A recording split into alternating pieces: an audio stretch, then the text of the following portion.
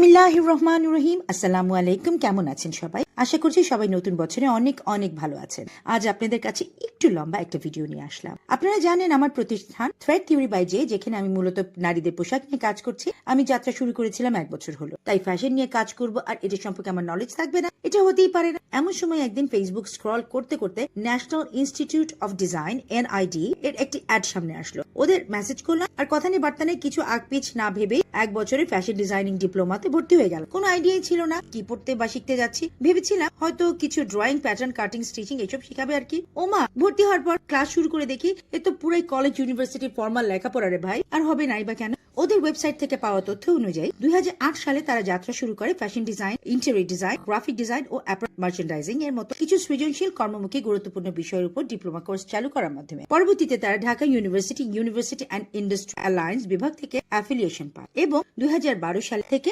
ডিপ্লোমার পাশাপাশি পুরোদমে রেগুলার কোর্সগুলো তারা চালু করে। বিবিএ প্রোগ্রামও কিন্তু অফার করে থাকে। তবে কলেজ লাইফে পড়ালেখাকে যেমন অপছন্দ করতাম, পরবর্তীতে ঢাকা বিশ্ববিদ্যালয় থেকে এমবিএ করে আবার ব্র্যাক ইউনিভার্সিটি থেকে আর্লি চাইল্ডহুড ডেভেলপমেন্টে এমএস যখন করলাম, তখন রিয়েলাইজ করেছি আমি আসলে প্রথাগত পড়ালেখাকে অপছন্দ করলেও জ্ঞান আহরণ করতে অনেক বেশি ভালোবাসি। মজার বিষয় হলো এই এনআইডি তে এখানকার কোর্স কারিকুলাম গুলো এমন ভাবে তৈরি করা হয়েছে, প্লাস এখানকার প্রত্যেক each and every teachers here এত দক্ষতা, আন্তরিকতা এবং সিনসিয়ারিটি সহকারে পড়া যে সবার ভিতর থেকে সেই সাবজেক্টে ইন্টারেস্ট গ্রো করিয়ে ছাড়েন। তার আসলে টিচারদের সার্থকতা তো এখানেই, তাই না? তো যাই হোক, আমাদের ক্যাম্পাস ধানমন্ডিতে, এখানে আমাদের শুক্র ও শনিবার এই 2 দিন ক্লাস চলে। তবে অনেক ইন্টেন্স আর ডিটেইলে সাজানো তাদের কারিকুলাম। বইয়ের পাশাপাশি প্রচুর hands on activity, assignment, team work, project submission, পুরোটাই প্র্যাকটিক্যাল ওরিয়েন্টেড। সেই সাথে স্টুডেন্টদের ইনভলভমেন্ট বাড়ানোর জন্য পুরো বছর ব্যাপী বিভিন্ন রকমের ইভেন্টস, যেমন ফ্যাক্টরি ভিজিট, বিভিন্ন মেলা, picnic, display, show, field work এসব কিন্তু হতেই থাকে। প্রথম দিকের কোর্সগুলোর মধ্যে একটি হচ্ছে ক্লোদিং ম্যাটেরিয়াল। আজ সেটিরই একটি প্রজেক্ট আপনাদের সামনে দেখাতে এই ভিডিওটি করা। সাবজেক্টটা ততটা ইন্টারেস্টিং মনে নাও হতে পারে, কারণ এখানে ফিলামেন্ট, ফাইবার, ফেব্রিক, বুনন, নিট, জিএসএম এর হিসাব, এইসব কাঠখোট্টা টেকনিক্যাল বিষয়গুলো নিয়ে বিস্তার আলোচনা থাকতো। প্লাস অ্যাপারেল ম্যানুফ্যাকচারিং এর ক্ষেত্রে যাবতীয় আনুষঙ্গিক উপাদানাবলীর একটি প্রাথমিক ধারণা দেওয়া হয়েছে। কিন্তু আমাদের যিনি সাবজেক্ট টিচার, এত সুইট আর মাইডিয়ার একজন ম্যাডাম, উনি একদম পানির মতো সহজ করে সাবজেক্টটা আমাদেরকে পড়িয়েছে। কোর্স শেষে এই প্রজেক্টটি সাবমিট করতেও তাই তেমন কোনো বেগ আসলে তো পেতে হয়নি, বরং আমার জন্য খুবই উপভোগ্য ছিল। কারণ কথায় আছে না, ক্রিয়েটিভ পিপল নেভার রিটায়ার, দে ডাই। আচ্ছা, প্রজেক্টের কথায় আসি। প্রজেক্ট সাবমিশনে ছিলাম আমরা দুইজন, আমি আর নাহিয়ান। ও আমাকে আইডিয়া দিল, আপু পেপারগুলো নর্মাল শেপে না করে আমরা একটু ডিফারেন্ট কিছু করি। তাই আমরা ঠিক করলাম সুতার যে স্যাম্পল কার্ড থাকে সেটি শেপ দিব। নাহিয়ান দিন রাত এক করে প্রায় 40টার উপর পৃষ্ঠা কেটে দিল কেচি দিয়ে ম্যানুয়ালি। সেই সাথে আমাদের যাবতীয় লেখার উপকরণ ও আমাকে রেডি করে দিল।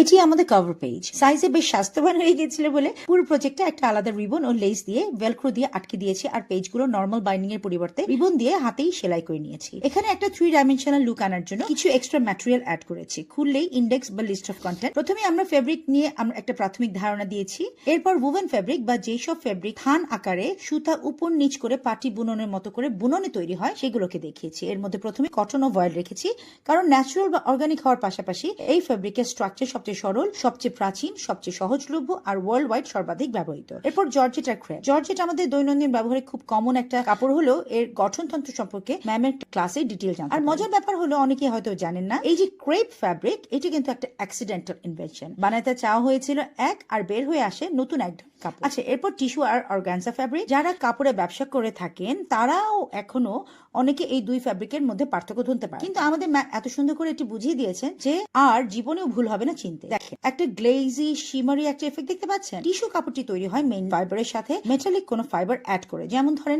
জারি বা এরকম কিছু। পক্ষান্তরে অর্গানজা ফ্যাব্রিকটি প্লেন বুননে এককভাবে সিল্ক বা রেয়ন বা পলিয়েস্টার দিয়ে তৈরি। এরপর আমরা শিফন আর সিল্ক দেখিয়েছি। পিওর সিল্ক খুঁজে পাচ্ছিলাম না কোথাও। শেষটায় আলমারি থেকে নিজের একটা রাজশাহী সিল্কের শাড়ি একটু অংশ কেটে জুড়ে দিয়েছি। কি একটা অবস্থা দেখেন তো। একই অবস্থায় ডেনিম খুঁজতে গিয়ে ছোট ছেলে জিন্সের প্যান্টের একটা পকেট খুলে কাজ চালা একটু ডিজাইন করেছি, কিছু বিড়ে দুই পাশ থেকে সুতা বের করে পাতা শেপ দিয়েছি। এইসব ডেনিম ফেব্রিকটি টুইল স্ট্রাকচারে বুনন করা হয়ে থাকে। এই বুননটা খেয়াল করে দেখবেন, এটি একটি সিঁড়ির মতন বাঁকা বাঁকা একটা প্যাটার্ন।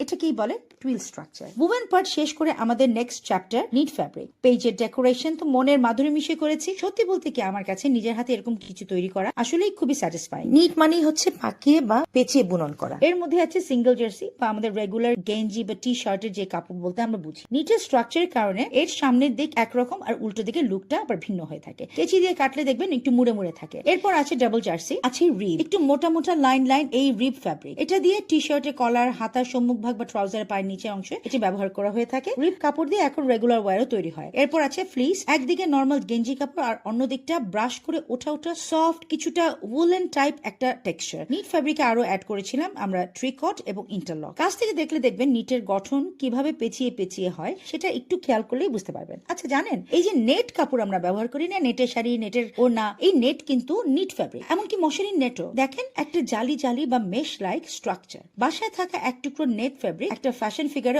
অবয়বে বসিয়ে এই ডিজাইনটি করে দিয়েছি। টুপির জন্য ব্যবহার করেছি অন্য আরেকটা নেট কাপড়ের একাংশ। ফেব্রিকের শেষ পার্টে রেখেছি নন উভেন আইটেম, অর্থাৎ যেই আইটেম গুলো বিভিন্ন প্রাকৃতিক বা কৃত্রিম তন্তু জাতীয় উপাদানকে বন্ডিং করে বা ফেল্টিং করে শীটের আকৃতি দান করা। এগুলো কোনো ধরনের বুননে তৈরি হয় না, এগুলো দিয়ে সচরাচর পরিধেয় পোশাকও তৈরি হয় না। পেজে উদাহরণগুলোকে একটু ভিন্নভাবে উপস্থাপনের চেষ্টা করেছি। যেমন সার্জিক্যাল ফেস মাস্ক দিয়ে একটি vanity bag, regular shopping bag দিয়ে একটি ড্রেস, ফেল্ট ফেব্রিক দিয়ে টুপি ও জ্যাকেট এবং টি ব্যাগ দিয়ে একটি হাত ব্যাগ বানিয়ে নিয়েছি।